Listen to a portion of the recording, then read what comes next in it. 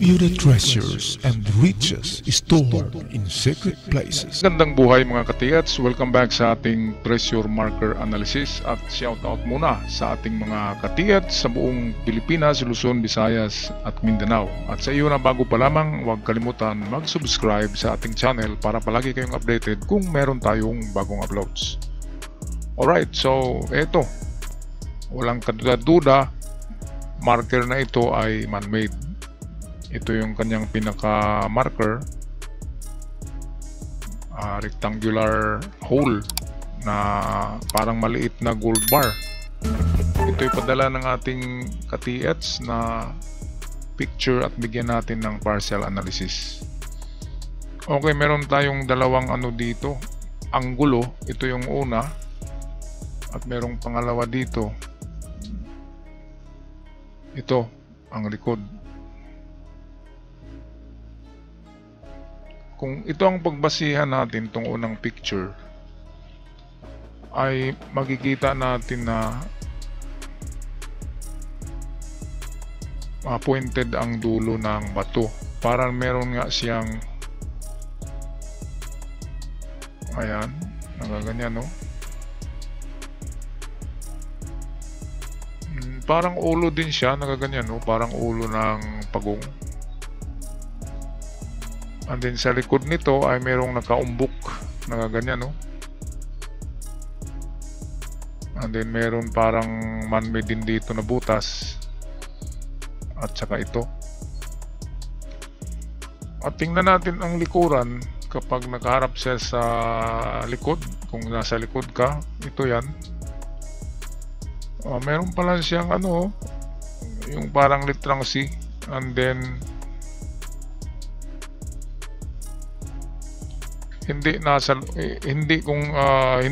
loob ang item. Ngayon, ang unang gawin ay tingnan ang bato kung malaki yan. Halimbawa, ito yan, nagaganyan. So halimbawa, ang nakabaon yan ay malaki, ganyang kalaki. So pwedeng nasa loob ng bato ang item kapag malaki ang nito, ang ilalim. Yan ay quick deposit or small stash. Pwedeng isang barita lang yan, at itong sign sa ibabaw ay pwedeng nag-represent ng 1 gold bar. Pinakamagaan na gold bar ay 6 kilos hanggang sa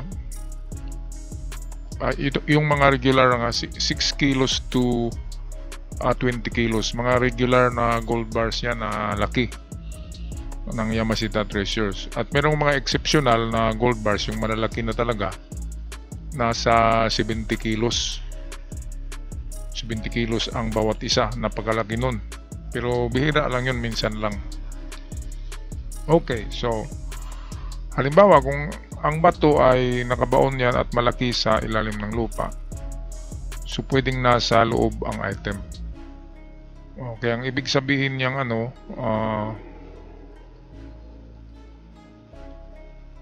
itong sign na ito, kapag nagaganyan, ayan, kapag ganyan na C na parang may square or kahit bilog na dot ang nandyan, kahit bilog yan, ibig sabihin nasa loob ng bato.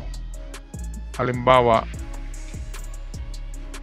merong meron silang sikreto na kung saan side ng bato kunin. So halimbawa, nagaganito ang C. So kapag ganyan, ibig sabihin sa bato ay sa banda sa kanan. So sa ganito na simbolo, katulad nito, ang item ay narito sa itong sa banda kung saan nandyan yung paa. Ito yung paa, nandyan, yan na side. Kung dito naman tayo sa drawing natin, ang item ay dito banda, yan. Ito yung gold bar, isa lang yan. Ngayon kung nakabaliktad ang C, nagaganyan ang C, at dito naman yung kahit dot, pwedeng square, basta't napaloob siya sa C, ibig sabihin treasure inside or enclosed in the rock. So kapag ganito baliktad, nagaganyan, no? So ang item naman ay dito banda sa bato. Pero sa loob yan ng bato. Nasa loob ng bato. So yan yung kanilang sikreto. At kung nakaano naman, nakaganyan ang C nakataob at nasa labas ang rectangle or dot ay nasa labas, ang item ay nasa front of the rock. So ito, dahil papunta roon, ang C ay nakaharap doon, so ang ibig sabihin niya, ito katulad nito ay nakaganyan, no? So ang ibig sabihin, ang item ay dito na side. So kung malaki yan sa ilalim ng lupa, pwedeng treasure enclosed, pwedeng nasa loob dito banda. O baka itong nakaumbok, oh. Buksan nyo ito, bakit nakaganyan siya, di ba? Bakit nakaumbok yan? Ito yung inapakan ni Katiats. Tanggalin nyo yan, baka nandyan sa loob ang 1 bar lang, 1 gold bar. Ito yan. Ayan, oh, klarong-klaro pala yung sikreto niya, oh. Meron palang parang nilagay lang dyan, oh. Ito na ba to? Triangle. Ito yan, nakaganyan, oh.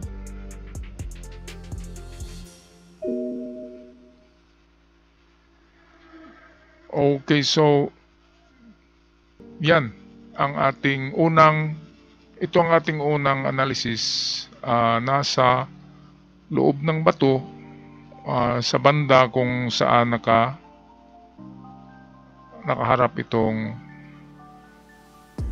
parang C and then may rectangle. So sa bato na yan ay dito nga yan, ito kulayan natin ng dilaw.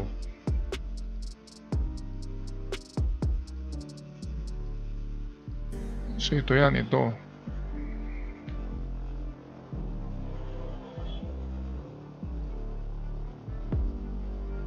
Ayan, mga katiyats. So sa isang picture, sa picture na ito ay ganun din dito na banda. Okay, ngayon ang pangalawa nito na pag-analyze ay kung wala sa loob ng bato, so sabihin natin maliit, hindi malaki ang bato na yan. Kung wala sa loob, sa banda rito ay lumabas ito, labas siya sa bato. Kasi ang C, tingnan natin tong C, hanggang dito lang siya, di ba? Nagaganyan. So kung nasa labas ng bato, hindi na yan gold bars, kundi ang kahulugan nito ay 1 box. Alangan naman na ibaon nila yung isang gold bar lang, di ba? So box talaga ang ibinaon dyan. So ito signifies for box na ito, treasure box, kung nasa labas ng bato. Ngayon, nasaan ba yan? Okay, ganun pa rin. Papunta yan doon, pero sa labas na ng bato. Saan ba yung dulo ng bato? Tingnan natin ang dulo. Ito, dito makikita ang dulo. So ito yung dulo, papunta dito. Ayan. Baliktad, dito pala. Ito, dito. So kung dito sa kabilang picture, okay, malabo ang mata eh. So dito sa kabilang picture ay papunta tayo, narito kasi yung C. So punta tayo doon sa unahan ng bato konti. So in front lang ng bato. So in front, sa front dito. Yan ang i-test dig nyo. Hukayin nyo at ang hahanapin na hindi na gold bar kundi isang box. Pwedeng concrete box ang box na yan, pwedeng gawa sa palutsina na kahoy. Ang palutsina na kahoy hanggang sa ngayon na panahon ay hindi yan nalalata. Kasi ang palutsina ng Hapon ay heat treated, sinunog nila yan, iniinitan. Kaya hindi siya nabubulok sa lupa yung kanilang palutsina na ginawang mga kahon. Sinusunog kasi nila yon na yung heat treated ang tawag, hindi yung sunog talaga. Iniinit nila bago ibabaon para hindi malalata. So ganyan ang ang style ng Hapon. Meron kaming nahukay na palutsina ng Hapon, hindi talaga nalalata. Kaya yan na napag-isip-isip ko na heat treated or treated ang mga palutsina na ginagawang kahon para hindi malalata. So yan, ito mga ka-TH ang ating pangalawa na analysis ay narito ang item. Ito yung pangalawa, nasa harapan. Ito yan, ito yung parang C, ito yung rectangular hole, at dito siya papunta. Kaya diyan na dulo ng bato, sa dulo ng bato. Kung doon ka nakatayo, sa harap niya mismo maghukay. Okay, so ang distansya ay 1 to 3 meters galing sa dulo ng bato. So kung ito yung bato, halimbawa ito yung bato na gaganyan, ito yung dulo niya, ito. So dito lang sa 1 to 3 meters, lakihan lang ang hukay dyan sa harapan niya. Okay, so yan lang ang pang-analyze, ang aking analysis sa inyong treasure marker. Napaka-legit niyan mga ka-TH. At gamitan nyo rin ng inyong mga detector kung diyan ba talaga mag-detect sa tinuturo ko. At kapag diyan mag-detect, well, 90% or 95% na meron nga. At ang maganda diyan, kapag mga ganyan ng mga C and then may dot or square dot, ang sign na yan ay giveaway or small stash o mababaw lamang. Kaya jackpot symbols ang isang ito. Ako'y magpaalam na. Maraming salamat. Huwag kalimutan mag-subscribe sa ating channel mga ka-TH. Hanggang sa muli.